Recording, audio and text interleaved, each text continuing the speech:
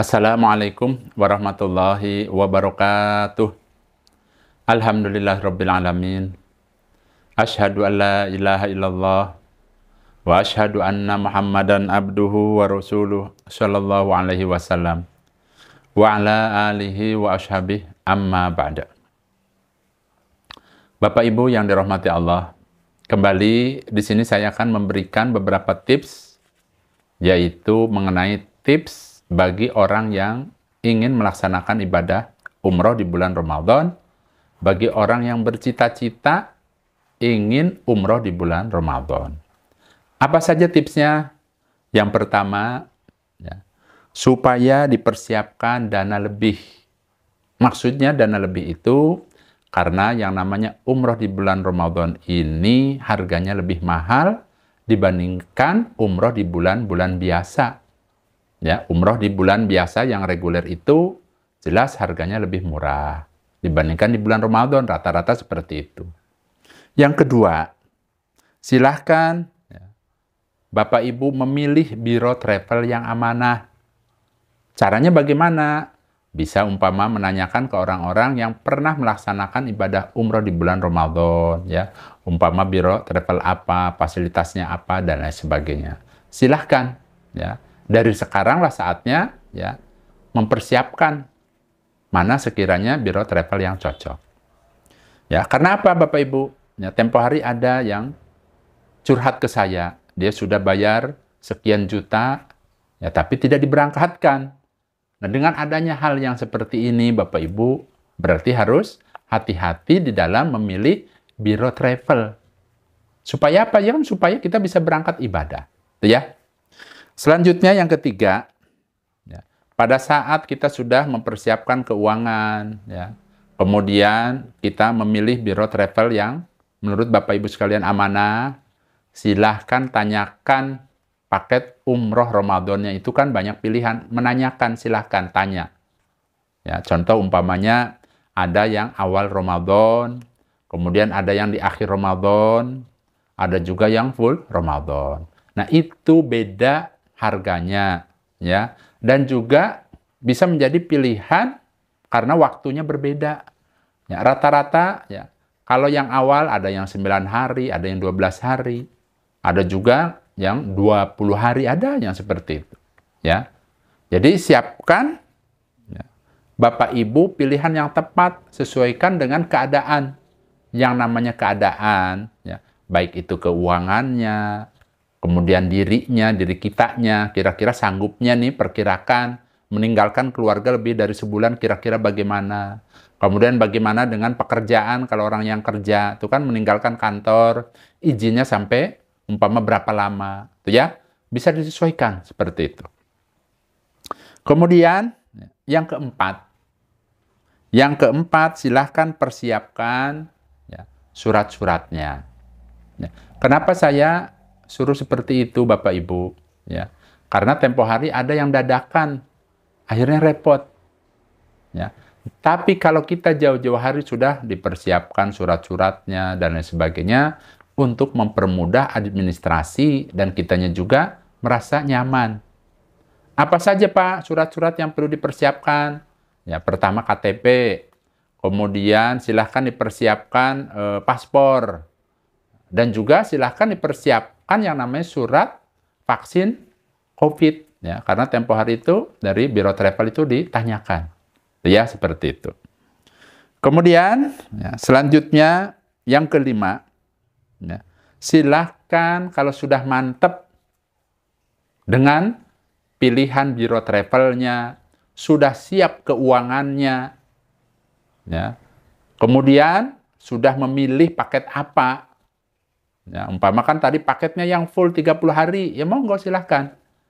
Nah, kalau sudah mantap, silahkan daftar mumpung masih lama berangkatnya. Contoh, ya, umpamanya seseorang itu ingin umroh di bulan Ramadan. Umpama, saya jauh-jauh hari mau DP dulu boleh. Yang penting kalau kita DP, persiapkan 2 bulan sebelum berangkat sudah harus lunas. Itu seperti itu. Nah, Idealnya orang yang ingin melaksanakan ibadah umroh, baik itu Ramadan maupun di bulan biasa, ya, daftar umrohnya idealnya 3-4 bulan sebelum berangkat. Itu ideal. Ya, saya sudah pelajari semuanya, ya seperti itulah idealnya. Dibandingkan orang yang sebulan mau umroh, kemudian baru ngurus ini, ngurus itu, akhirnya ya, mungkin tadi terburu-buru. Ya, dikhawatirkan kurang persiapan. Itu ya. Kemudian yang keenam, silahkan, ya, karena sudah milih, jauh-jauh hari sudah daftar, berarti kan menunggu umpamanya 4 bulan sebelum berangkat, berarti ada waktu untuk mengulang kembali ilmunya. Deres kembali ilmunya. Karena yang namanya ibadah umroh, Bapak Ibu, ya, bukan amalan yang tiap hari kita kerjakan sebagaimana kita sholat. Ya. Saya sendiri, Bapak Ibu, kalau mau melaksanakan ibadah umroh, deres kembali. Ya. Terkadang saya kumpulkan keluarga, ayo sini, ya, deres ngaji dulu. Ya, hadis-hadisnya dikaji kembali, saling mengingatkan. Tujuannya apa? Kan kita niat ingin ibadah umroh di bulan Ramadan, kan ingin mendulang pahala. Agar kita meraih pahala sebesar-besarnya. Itu ya. Jadi kesempatan waktu yang masih ada itu digunakan untuk kita belajar ilmunya. Nah, di antaranya yaitu silahkan Bapak Ibu belajar ilmu manasik umroh atau praktek umroh yang sesuai dengan tuntunan Allah dan Rasul-Nya. Itu ya. Jadi silahkan dipelajari umpamanya ya doa tawaf yang sesuai dengan tuntunan Nabi seperti apa, bacaan pada saat umpamanya ya dari rukun Yaman ke Hajar Aswad, Nabi umpama mencontohkan seperti apa. Itu harus betul-betul paham dan bisa praktek. Nah, jangan kita itu ya, berpatokan atau bergantung kepada mutawifnya. Kalau kita sudah mengkaji ilmunya, kemudian kita bisa mempraktekannya, umpama ada kesulitan, akhirnya membuat kita lancar, tetap lancar ibadahnya. Contoh umpama lagi tawaf. Ya. Tawaf itu kan biasanya pada saat kita umroh, ada pembimbingnya di depan. Kemudian kita umpama ingin buang air kecil. Itu kan berarti meninggalkan rombongan. Tapi kalau kita sudah tahu ilmunya, cara-caranya, itu mempermudah kita untuk melanjutkan kembali ibadahnya, tadi ibadah tawafnya. Itu ya, seperti itu. Nah, kemudian juga, ya silahkan, kalau masih ada waktu, belajar ya, mengenai tata cara sholat. Ya. Baik itu umpama, sholat minta pengampunan, yang namanya sholat minta pengampunan, di antaranya sholat tobat umpamanya, kemudian sholat tasbih, kemudian apabila kita ingin berdoa di tempat-tempat yang mustajab, ya diusahakan kita bisa sholat yang namanya sholat hajat. Nah, sholat hajat itu ada doanya tersendiri setelah sholat, Bapak Ibu. Ya, ya. Silahkan kembali dideres ya, ilmunya. Selanjutnya, ya, yang tidak kalah penting yaitu diusahakan segala amalan kita yang akan kita lakukan di tanah suci, ya, kita diusahakan harus tahu pahalanya. Contoh misalnya, ya, mengusap rukun Yaman, apa sih pahalanya? Ya, dijelaskan dalam hadis kan? Ya, barang siapa yang bisa mengusap rukun Yaman dan Hajar Aswad, maka Allah akan menghapus beberapa kesalahannya. Barang siapa yang bisa sholat di Hijr Ismail, itu sebagaimana dia sholat di dalam Ka'bah. Itu ya? Sebagai contoh saja, tahu pahalanya. Oh, berarti kalau misalnya masuk ke Hijr Ismail, itu sama dengan orang yang sholat dan beribadah di dalam Ka'bah. Belum lagi yang lain-lainnya. Diusahakan harus tahu pahalanya. Agar apa? Agar apa yang kita lakukan, ya, pertama tidak salah niat. Selalu niatkan ingin mendapatkan pahala dari Allah. Contoh misalnya melihat Ka'bah, memandang Ka'bah. Kalau kita sudah tahu pahalanya berarti kan hatinya gerentas niat. Niat memandang Ka'bah, niatnya karena ingin mendapatkan pahala 20 rahmat. Ini hanya sebagai contoh saja, ya. Selanjutnya yang ketujuh, ya, pada saat seseorang itu akan melaksanakan ibadah umroh di bulan Ramadan, silahkan membawa peralatan-peralatan khusus yang memang sangat dibutuhkan untuk di bulan Ramadan. Contoh, ya, diusahakan Bapak Ibu membawa sejadah. Penting, nanti saya jelaskan. Kemudian membawa alat-alat makan, berikut tempat minumnya. Kemudian silakan membawa Al-Quran yang bisa dimasukkan ke tas lempang yang kecil. Diusahakan kalau matanya yang sudah kurang jelas, jangan lupa bawa kacamata baca. Nah, kenapa saya suruh Bapak Ibu membawa yang namanya sejadah? Pada saat kita ingin melaksanakan umroh di bulan Ramadan, harus punya strategi. Karena yang namanya orang masuk ke Masjidil Haram itu membludak. Bahkan biasanya 1 jam sebelum sholat, sudah ditutup pintu-pintunya. Nah, kalau kita dari sekarang mempersiapkan bawa sejadah, umpama sudah ditutup pun, kita bisa gelar sejadah kita, tetap kita bisa sholat berjamaah, walaupun kita sholatnya di lapangan tuh, di halamannya.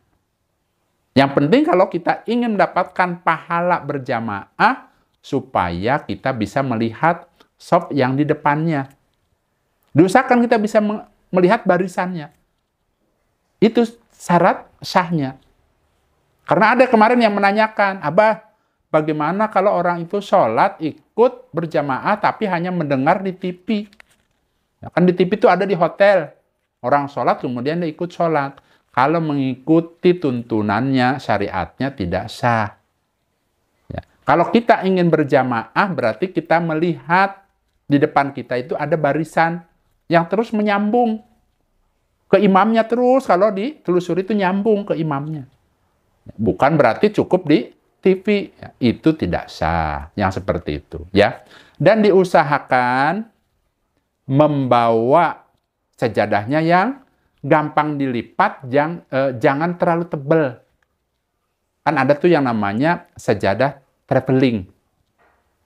Nah, begitu juga pada saat Bapak Ibu tadi saya suruh bawa tempat makan. Gunanya umpamanya ingin masuk ke masjid tapi kesulitan untuk balik lagi. Buka puasa di hotel itu umpama kesulitan. Sedangkan kan biasanya insya Allah ya, yang namanya makanan untuk buka puasa sudah digelar. Pada saat jam 3 siang itu sudah ada disiapkan. Berarti kita bisa izin ke orang situnya, yang jaganya, ya, bawa makanan untuk buka di jalan. Kenapa? Tujuannya supaya bisa masuk, nanti setelah makan buru-buru bisa masuk. Ya, seperti itu. Kemudian tadi ya diusahakan bawa Al-Quran yang bisa masuk ke tas yang kecil. Jadi pada saat di Masjidil Haram kita bisa deres.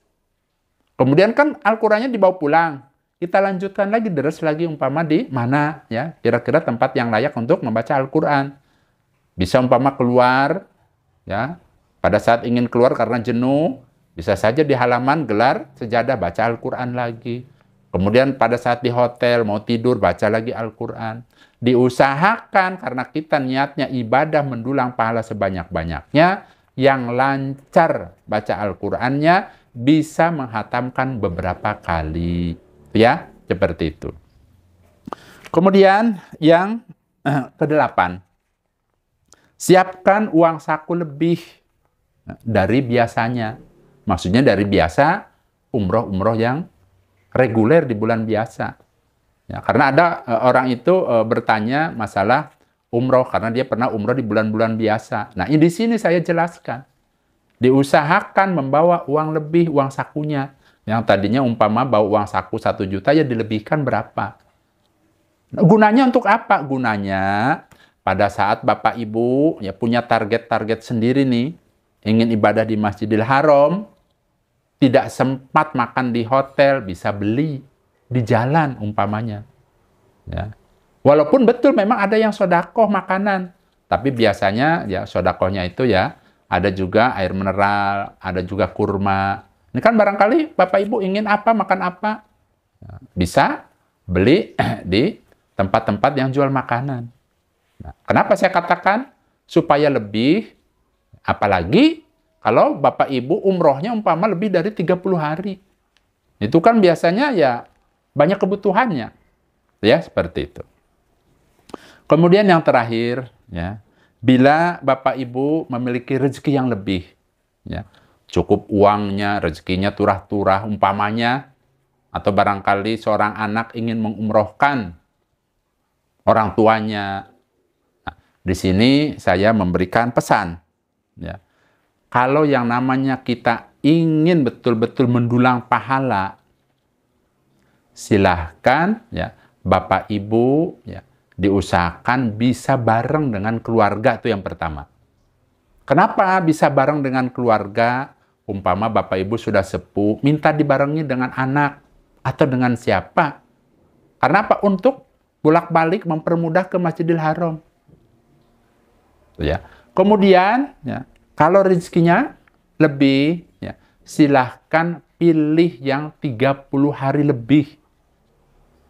Ya, yang lebaran di sana nanti pulangnya setelah lebaran. Karena ada yang namanya pilihan paket Bapak Ibu yang namanya full Ramadan. Ada yang 33 hari. Kalau 33 hari berarti full puasanya selama 30 hari di Tanah Suci. Ada juga ya paket yang 35 hari. Nah, di sini saya akan berikan gambaran. Ya, hanya gambaran saja. Biasanya beda travel, beda harga. Karena mungkin beda juga fasilitasnya. Kalau kita uangnya cukup, rezekinya ada, pilih travel pertama yang kira-kira memiliki memberikan beberapa fasilitas yang baik. Karena itu akan bisa mempermudah kita untuk ibadah. Contoh umpama hotelnya dekat, ya. Kemudian banyak fasilitas-fasilitas yang didapatkan. Nah, dengan adanya pilihan-pilihan biro travel itu berarti kan berbeda-beda tuh harganya. Ini hanya sebagai masukan saja, ya. Biro travel ada, ya, yang namanya biro travel itu membuka harga untuk 35 hari. Ya, tempo hari itu harganya 56 jutaan. 56 juta itu nanti di kamar hotelnya dicampur dengan orang lain. Ada yang 4 orang, ada yang 5 orang. Harganya tadi 56 jutaan. Ada yang seperti itu. Yang 35 hari. Ya. Kemudian kalau yang milih kamar, umpama bertiga dengan keluarganya, itu harganya 61 juta sekian. Harganya. Nah, kemudian umpamanya yang 35 hari ingin berdua dengan suami istri, umpama ingin mengopolkan ibadah di Tanah Suci, itu harganya lebih dari 70 juta per orangnya. Itu kan ya, cukup lumayan Bapak Ibu. Ya, sebagaimana orang yang daftar haji kan kurang lebih biayanya sekitar yang reguler itu kan 50 jutaan. Ini melebihi dari biaya haji. Nah, kenapa saya katakan seperti itu? Ya, silahkan Bapak Ibu ya dari sekarang menabung. Ya, karena apa? Ya, ini pahalanya pol. Dijelaskan dalam hadis Bapak Ibu, orang yang umroh di bulan Ramadan itu pahalanya sama dengan orang yang haji bersama Nabi. Pahalanya. Kemudian dijelaskan juga barang siapa yang menemui Ramadan di Mekah, kemudian dia puasa, sholat, ibadah, maka ditulis baginya Ramadan selama 100.000 Ramadan. Pahalanya pol. Belum lagi orang itu umpama menemui yang namanya ya, malam Lailatul Qadar. Pahalanya pol. Sulit untuk menghitungnya. Nah, dari yang saya jelaskan tadi, intinya yang ke-9 ini, kalau ada uang lebih, manfaatkan hidup kita, manfaatkan rezekinya, manfaatkan waktunya. Jangan melulu kita ngurusi yang namanya dunia. Karena ada Bapak Ibu, orang itu umpamanya ingin sekali ibadah umroh di bulan Ramadan, tapi dia umpama pedagang. Nah, alasannya dia bilang, soalnya saya dagang lagi rame Pak. Memang betul. Umumnya usaha, ya para pedagang itu kalau di bulan Ramadan rata-rata insya Allah dagangannya laris. Tapi kalau kita mengingat itu saja, kapan kita ibadahnya? Ingat Bapak Ibu, mati itu datangnya sewaktu-waktu. Tidak mengenal usia, tidak mengenal orang itu harus sakit terlebih dahulu. Sedangkan setelah kematian ada yang namanya surga dan neraka. Beruntung orang yang bisa masuk ke dalam surga, beruntung orang yang semasa hidupnya bisa memanfaatkan hartanya, memanfaatkan waktunya, keluarganya semuanya untuk beribadah kepada Allah. Ya, ini hanya sebagai penyemangat dan saya memberikan ini sebagai solusi. Ya. Jangan sampai Bapak Ibu ingin umroh di bulan Ramadan, tapi ya, seminggu lagi mau berangkat masuk Ramadan baru mau daftar. Nah, ini menurut saya ya kurang pas. Karena apa? Kita ini kan di sana seolah-olah kayak mau perang. Kita harus siapkan bekalnya. Bekal apa? Bekal ilmunya semuanya karena ingin mendapatkan tadi ya, mendulang pahala yang sangat besar. Harus dipersiapkan betul-betul. Ini adalah urusan fisabilillah. Ya.